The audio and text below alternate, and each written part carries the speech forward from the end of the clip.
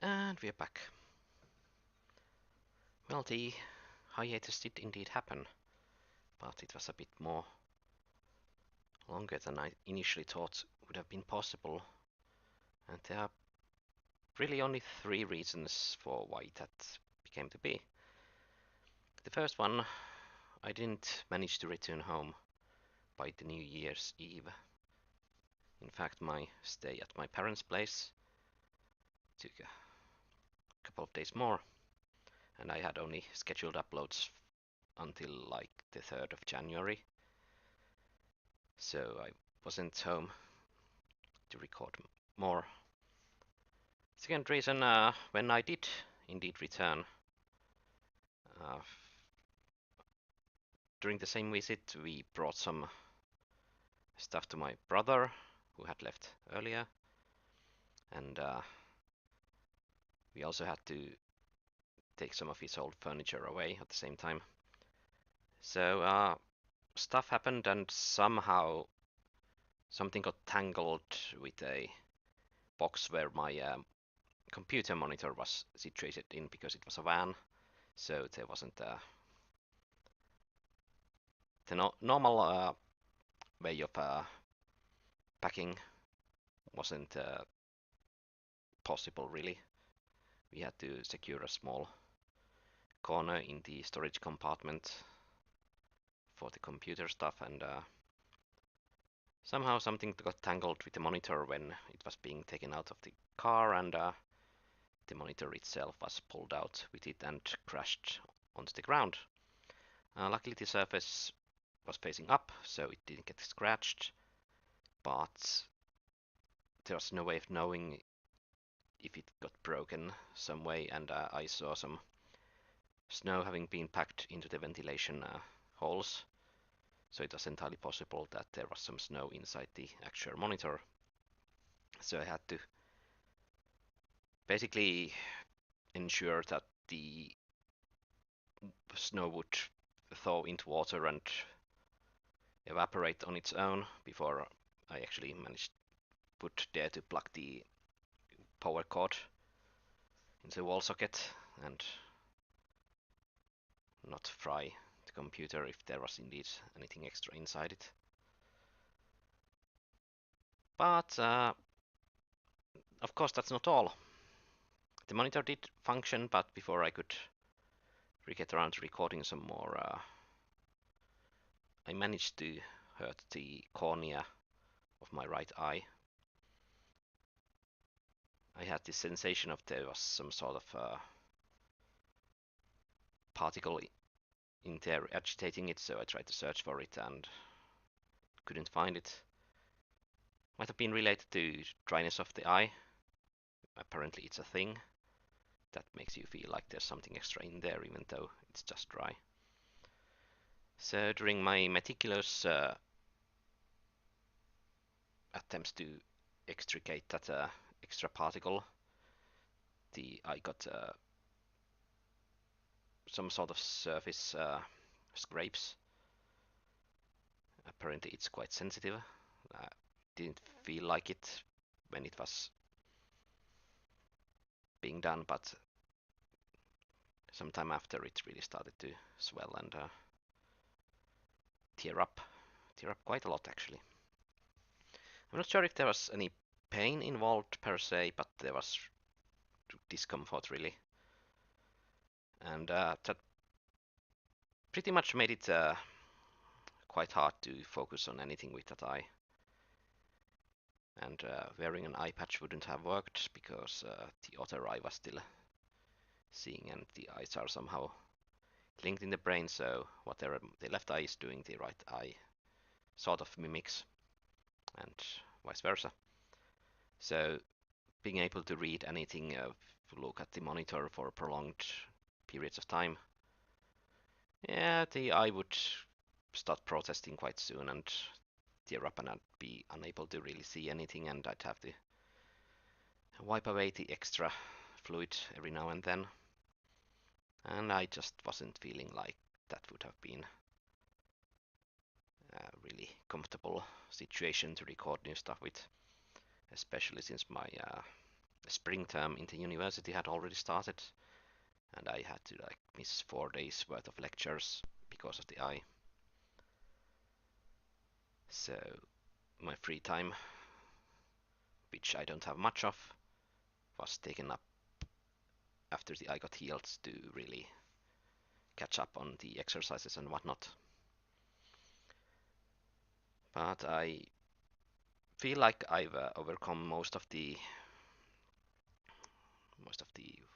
how would you call it, the exercises that got postponed. So I now have feeling that I have some free time to try and record some more. So let's do just that.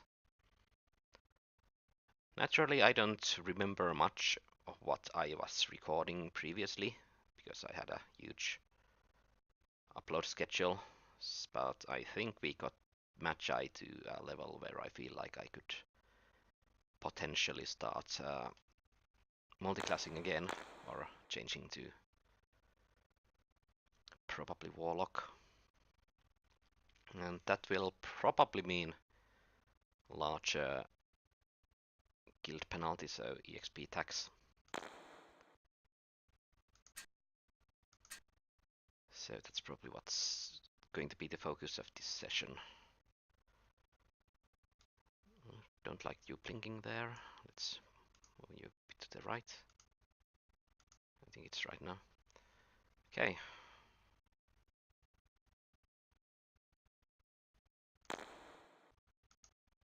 The heal spells down to 15 spell points, so for each tick with the prospective Amulet of Deceit, I'll be able to cast, I think, 4 heal spells. So that should be enough to make up for the hit point penalty, or rather drainage, that the said amulet involves. So it's probably enough to do the multiclassing.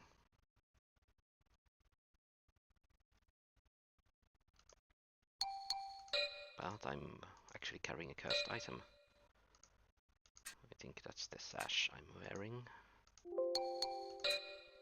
So let's uncurse that, and now we should be able to do the shift. 2.2 millions.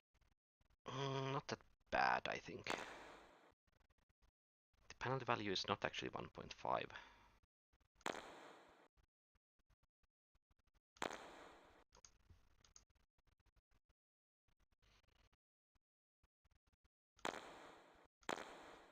Actually, how does the gear compare? Magi had a slightly better item equipping skill than Warlock does.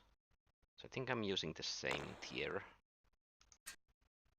of stuff with the Warlock as I was able to use as a Magi. I seem to be using the Grey Cloak. Silver Cloak is 155, where a bunch of stuff will actually unlock at one fell swoop.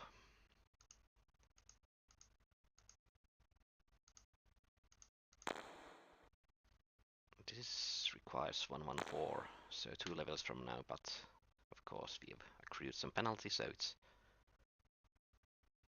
not that close anyway. Unfortunately, because we leveled up Artisan, we enjoy the attack and defense skill from those levels in our current chosen Warlock class. So I should not be too vulnerable when I'm heading into the dungeon.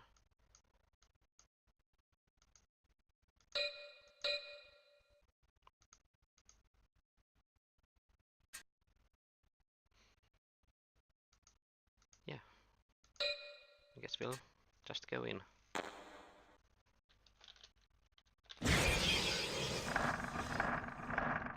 And let's actually go back and change our guild crest, because that's something that I forgot to do.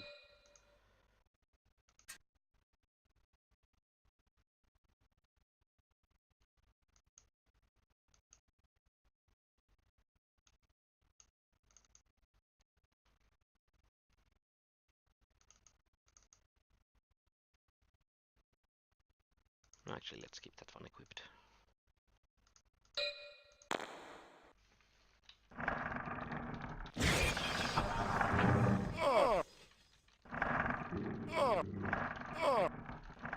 And my muscle memory is so out of date.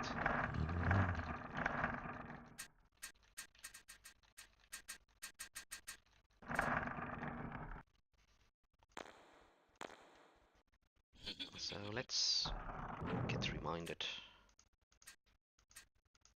What resistance spells do I need to cast on myself now? I think there's mind resistance and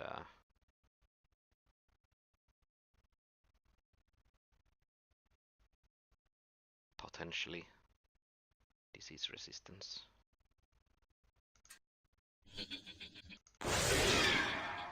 And we get 5% more of disease resistance with casting it ourselves. I'm pretty sure training won't be as high, so we don't actually benefit from casting that drain resistance. Lethal resistance is 70. Otherwise, we've benefiting from stuff that gives us higher degree of protection than what our spells can give us. Except maybe casting the protection, which should soak some melee damage.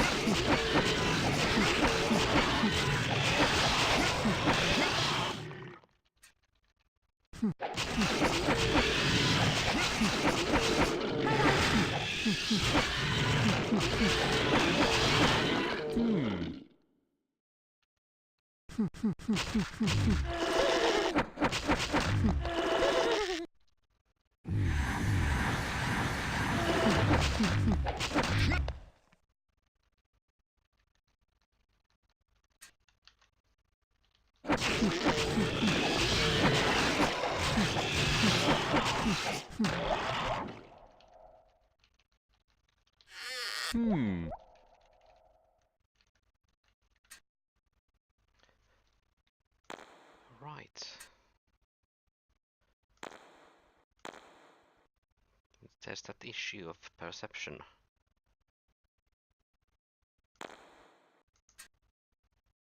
Actually wasn't paying attention as to what kind of stats the Magi Crest was giving us, so I'm not sure if I can keep the Staves of Chaos unidentified, or rather mostly identified still. So we probably going to be a bit less likely to make a profit here. I don't think there's enough stuff for me to unequip.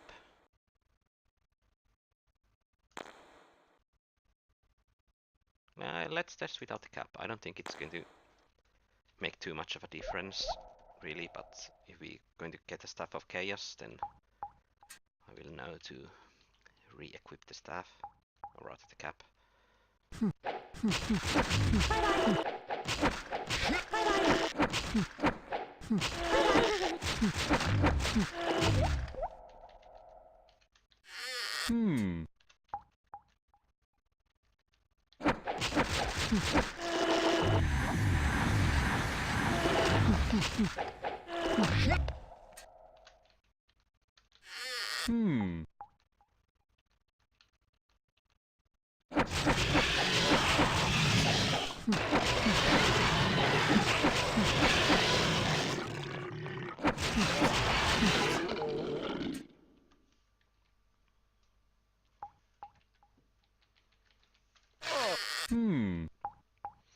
Yeah, we did indeed identify it. Huh.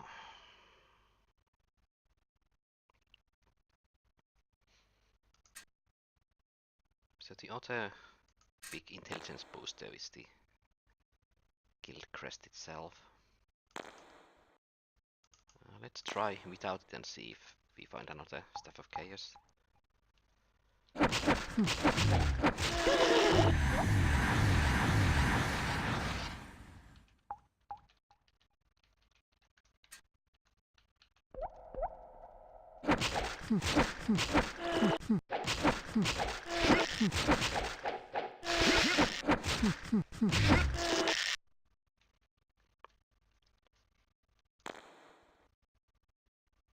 Yeah, let's use Dark Power a bit.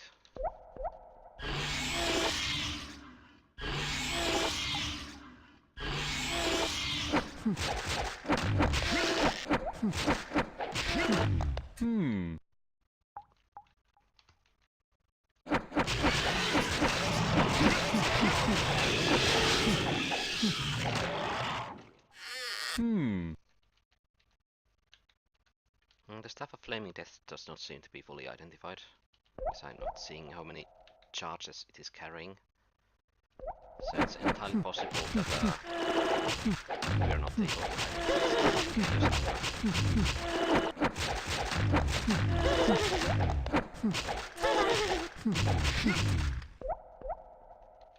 But since I'm not wearing the crest, it might get pickpocketed.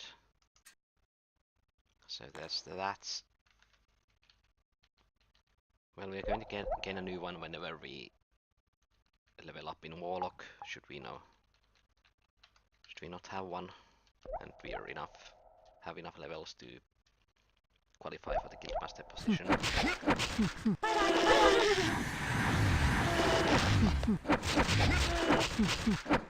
Bye bye.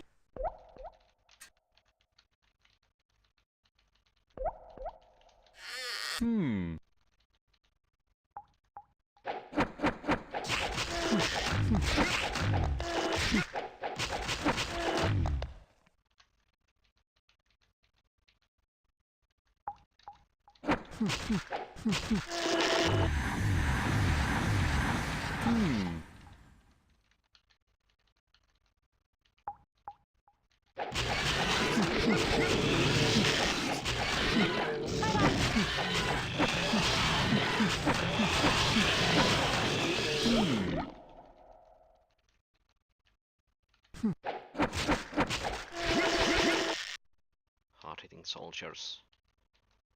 I just read the scout and thought it would be just a generic group, but they were kinda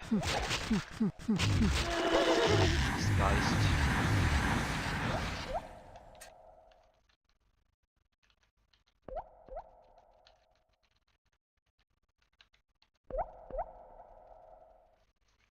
Okay, just two of you. So you are probably scouts.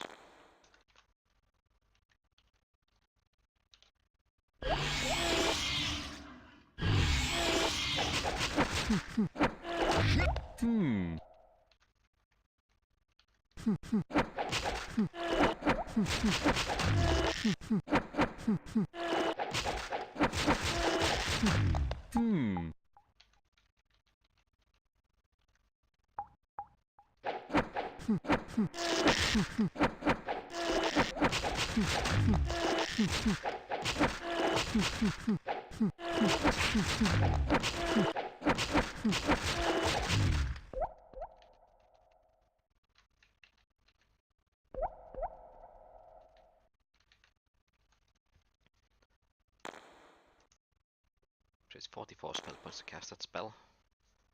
So let's wait for one tick and finish that group.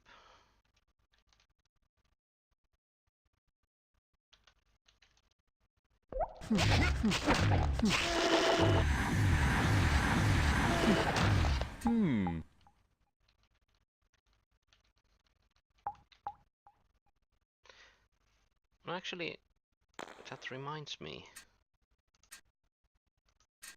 Was I supposed to keep leveling Magi until I got to use the crystal ball?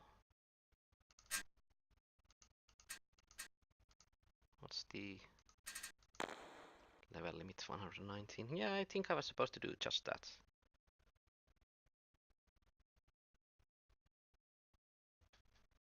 That slipped my mind. I guess we'll keep doing what we are doing now for this session until we get rid of that guild tax.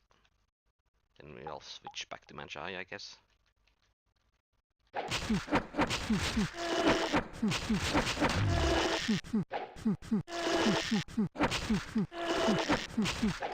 Bye bye.